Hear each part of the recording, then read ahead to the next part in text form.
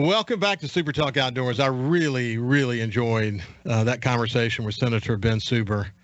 And he is right. He and Bill Kincaid, he being the chairman of the Senate Wildlife Committee and Bill Kincaid being the chairman of the House Wildlife Committee, did a wonderful job of working together. And I can tell you from my past conversations with Bill Kincaid how passionate he is.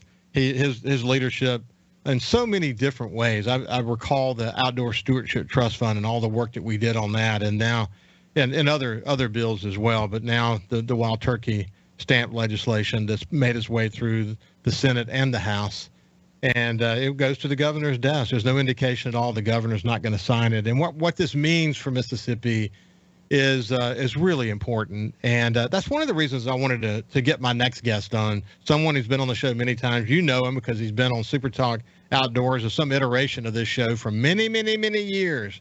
My friend Adam Butler, who's head of the Wild Turkey Program for the Mississippi Department of Wildlife, Fisheries, and Parks. How you doing, Adam? Oh, great. It's that time of the year. It's that time of the year. You know, I always enjoy this switch off that happens between shows. So if I have two guests during the break, when one guest is done and the second guest is coming on, since we're doing the show remotely, we got this moment where the two guests get to chat with each other for a little bit. But, you know, it was what I noticed in watching you and Senator Suber chat is he has deep appreciation for you, and you have deep appreciation from him. It was really good to see that. We're lucky to have him in that leadership role, aren't we? Absolutely. He's done a heck of a lick with this legislation that he's shepherded through this year. I can't be more excited and think just what an incredible win for conservation. I mean, when you think about, you know, the fork in the road, and we just took one path and look back at duck stamps and things like that have been around for decades. I mean, you know, the federal duck stamp's been around 100 years almost. Yeah. You think about all the good that has came from that, and now we're starting a new path, you know, with wild turkey. So I'm super excited. Well, we'll zero in a bit, and we'll talk. We'll talk passionately about when the governor signs this, what it means to us, but we'll celebrate after he signs it. So we don't want to jinx anything. I don't think we're going to jinx anything, frankly. But we'll hold the celebration until it's all done. But we'll come back in just a second and talk about why this is so important. Because as Ben Suber pointed out, 80% of the people supported this. That's the way he talks about it. He said the 20% that don't live in his district. So I think we have an opportunity to speak to people who may not like the notion of a turkey stand. We can talk to them about why this is going to be good. But before we move too far away from what you said to start the show, man, is it a wonderful time of the year, man. People are out there pursuing their turkey hunting in ways that, I mean, man, that's a passionate segment of the hunting community, isn't it, Adam?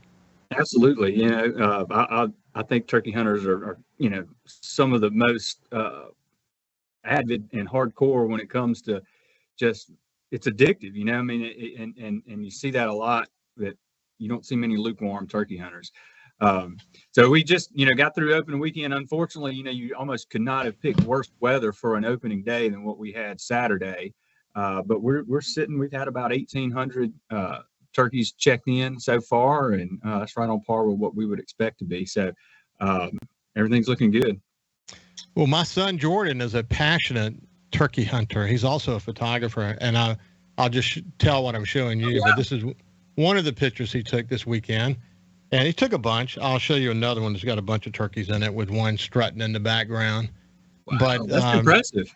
But he uses his camera first and then his gun second. But he loves to be out there, and he loves to set up and get them to come in. And I mean, he's hooked, man. I mean, if you were to describe in the dictionary what it looks like to be mad at them, there would be a picture of my son.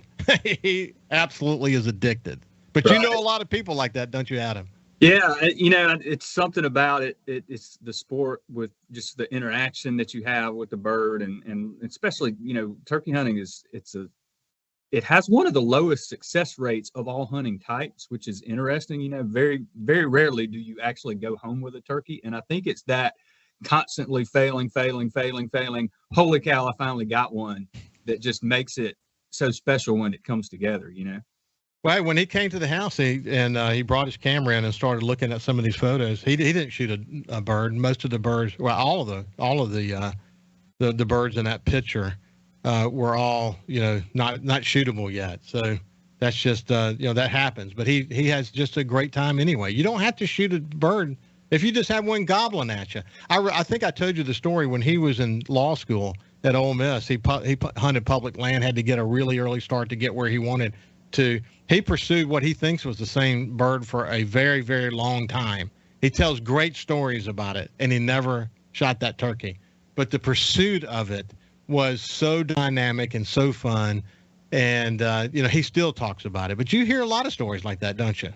Yeah, most turkey hunters have at least one story of a turkey that they named and, became just so familiar with, going back day after day after day to the same place and getting on the same turkey. And it almost becomes, it's like a relationship. You end up like having, having this relationship with this bird, and you know where he is and where he's going and where he's going to be. And that's what makes it so special. And, Mississippi, just the spring woods in Mississippi are beautiful. We're running a little behind this year, I think, on green up. Probably this coming week we'll get a lot further along. But if you look in the woods, it's still gray right now. We don't have a lot of green.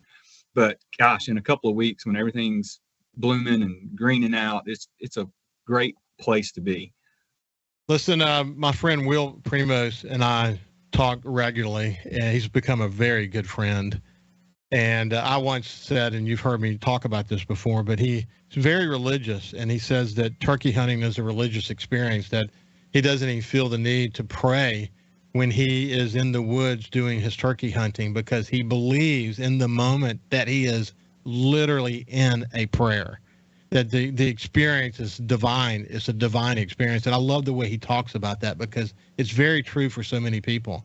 Incidentally, he also is thrilled about the turkey stamp and where we are. He is a huge supporter of the turkey stamp. He's all bravo right now about that. And he knows it takes a lot of effort to get this across the finish line. And in fact, he asked the other day, he wanted to know more details about the process and who voted and who didn't. We had a great conversation about that, but it's where it needs to be. And hopefully it's going to go to the governor's desk.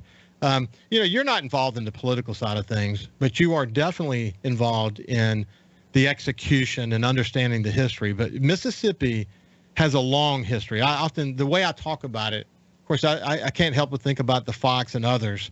But when I think about turkey hunting and what our forefathers had the wisdom to do, to introduce wild turkey the way they did, to make it such a resource for our state the way they did, we're so lucky. First of all, we had that kind of vision in place. But secondly, we had the incredible, the incredible, lay of the land that would literally put the seeds that they planted on steroids. But when you add it all together, we're very, very lucky to be where we are, aren't we? Absolutely. And, Mississippi gets picked on a lot. We're last in a lot of categories and the butt of a lot of jokes. But I've always said, when it comes to wildlife management and conservation, I think we're right at the top across the nation, if not at the top. And turkeys are one of those species that is just synonymous and our state's really recognized for because of what you're talking about. Because we were a very early adopter of the turkey restoration process, and we've just had a lot of really big things that have happened here over the years. The research that Mississippi State did back in the 80s and 90s that is still really held up as some of the quintessential early science on how turkeys tick and what makes them who they are. And now, we're at a point now where I think more and more people are interested in habitat management and doing the right things on their land so that we can ensure that we have turkeys and deer and ducks and everything else far into the future. So I'm excited. I've always tried to be optimistic when people talk about turkey populations declining and all that, because, we've been through that, and hunters helped bring them back. Hunters stepped up when they needed to decades and decades ago. And that's why we're able to have them today. And I've always believed hunters and landowners and those who love the bird will do that again when the time's necessary. You know what's interesting? In my conversations with a wide range of people, for example, I love talking with Cuss Strickland, for example, about his grandson and his grandson's growing awareness of the role that he can play in ensuring that we have turkeys in the future. But what I find is that people who before couldn't speak to this as articulately as they can today, the role, for example, of predation and understanding how to control predation, the role of control burns and what that's all about. That people, even in their little private corners of the world, there are things that they can do to contribute to the whole, and they're able to articulate it in ways they couldn't before. And when the collective good that comes from all of us working together like that, what it does to accrue to something like the wild turkey population is outstanding, man. When we come back on the other side, we'll talk a little bit about that, and then how this turkey stamp helps put what I just said on steroids. We'll see you after this. Welcome back to SuperTalk Outdoors. We really appreciate you joining us today. We're visiting with my friend Adam Butler, who's head of the Wild Turkey program for the Mississippi Department of Wildlife, Fisheries, and Parks. And for the first part of the show, we had Senator Ben Suber, who's the chairman of the Wildlife Committee, and we talked about the work that he and Bill Kincaid did to shepherd the wild turkey stamp legislation through both legislative bodies, and now it's been approved, and the bill's now headed to the governor's desk. And we're not going to count those chickens before they hatch, but there's all indications that the governor will sign it. We'll wait till he signs it to celebrate the actual having the bill in place. But I think it's important to chat a little bit about what the bill is about, because there may be some people that really still don't understand it and maybe pushing back a little bit. And I want you to have a better understanding of it. But as we were talking before we went to the break, the work that we've done in Mississippi to increase the competency level. I mean, in other words, our understanding of what we can do to really, on our land, to really push the turkey population and make it so that the eggs grow and they hatch and the predators don't get them, and you've got the perfect kind of environment for them to grow up in. I mean, the awareness of that is tremendous. And what this wild turkey bill is going to do is send over $1 million to that cause. I mean, we're going to be focused on what can we do across the state of Mississippi to put the efforts that are happening now, both on private land and on public land, to put that on steroids. And you think one of the things he mentioned at the end of the show, Adam, was he mentioned Mississippi State. Of course, Mississippi State comes up always. We are so lucky to have Mississippi State in this state, and the management of wild turkeys is no exception to that rule, is it? Not at all. And I'm a proud Mississippi State alum, College Forest Resources up there, and again, it's another one of those where it's not just a biased thing to say. They are one of the more recognized top universities in the country when it comes to wildlife management. You look across my profession, the wildlife biology profession, across the United States, there are people who have, a degree from MSU. So, and what I'm really proud of is the folks up there, the faculty and the administrators have kept, their focus really applied. And so the type of research they do, the type of science that comes out of there, are the type of things that landowners can take and apply on their land.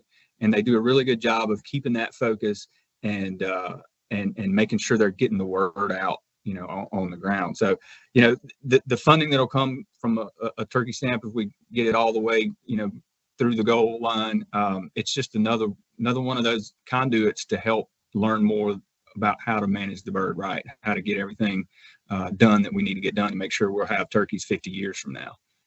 Well, you and I have talked about this before, the pressure coming from outside the state, and some of this has to do with when turkey season starts in these other states. Mm-hmm. We've talked about that before. Someone commented at the SuperTalk page, should have charged them $150, and then of course Senator Suber said he's heard should have charged them $1,000. But you've heard that. But there is a lot of pressure coming from outside the state, isn't there? Absolutely. And turkey hunting just in general has gotten more popular. Both here, I mean, it's not just non-residents. I mean, we've had a huge increase in resident turkey hunters, but also non-residents for sure. And, Mississippi being, like you say, a state that opens the season early, has a long liberal season, and has a history of being recognized as having good turkey hunting. It's no surprise we attract a lot of attention from a lot of places. And just kind of over the last 10 or 15 years, the sort of culture around traveling around the country to turkey hunt. It is really cool. Don't get me wrong, like going to different places and seeing turkeys in different habitats and the different subspecies and all of that. But, the challenge of it all is how do you manage all that pressure? So, we've last several years, we've done some things to try to allow for non-resident opportunity without causing the pot to boil over, I like to say. So we draw for non-residents on public land during the early part of our season. So a non-resident can't come here and hunt any public land without first being drawn. We've done that to, again, allow a little bit of opportunity, but not be, too much. I'm sure most people think, we need to do less of that or draw less people because their hunting spots got, a tag from out of state on it. And I understand. I hunt public land too. I know all that frustration. But it is just a testament to how exciting turkey hunting is and how much it's grown and just how recognized Mississippi is for it. It's an amazing thing to watch. It really is. And again, we're so lucky. If in my claims that Mississippi is the capital of the outdoors in America, the role that turkey hunting plays in that grander story is so darn significant. And I would say for people who might be pushing back a little bit on the fact that we're going to have a turkey stamp, $10 and the data we're going to get and how that money is going to be used is so important. And, the turkey hunting that you enjoy now is partly, if not tremendously, due to the fact that we've been incredibly managing, I would say aggressively managing that resource. And this is going to help us do it even more. Adam, we're out of time, but it's been a pleasure to spend some time with you, my friend. Absolutely. Anytime. Love to come talk. You keep up the good work. And my kudos to the Department of Wildlife, Fisheries, and Parks in general. They're doing just such a great job. I love being a sort of a cheerleader for that group of really dedicated employees. Listen, have a great week. We'll see you next Monday. Always put safety first. Always put safety first when you're in the outdoors. God bless you, and we'll see you next week.